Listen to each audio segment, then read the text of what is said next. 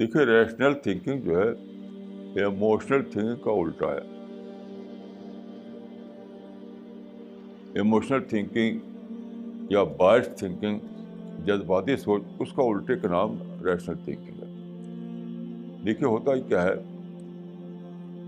کہ ایک شکل یہ ہے کہ کچھ آپ کی کنڈیشننگ ہوتی ہے، کچھ آبسیشن آپ کے ہوتے ہیں، کچھ بچپن سے آپ کے مائنڈ میں کچھ چیزیں آپ کے مائنڈ میں چھائی ہوئی رہتی ہیں، اس کو لے کر سوچنا. ایک ہے کہ ان سب سے الگ ہو کر صرف فیکٹس کی بنیاد پر سوچنا. صرف فیکٹس،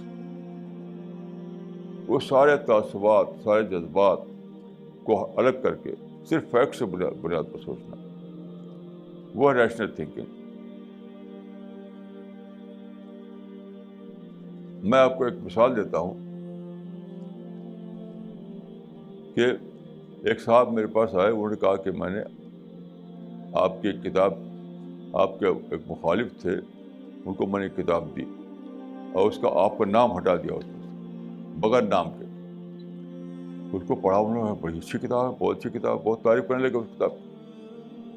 تو پھر میں نے کہا کہ اسی کی کتاب ہے جس کا آپ اتنے مخالف بنے ہوئے ہیں. تو کہا لا حول ولا قوت، اس کی کتاب یہ ہے متعصبانہ سوچ.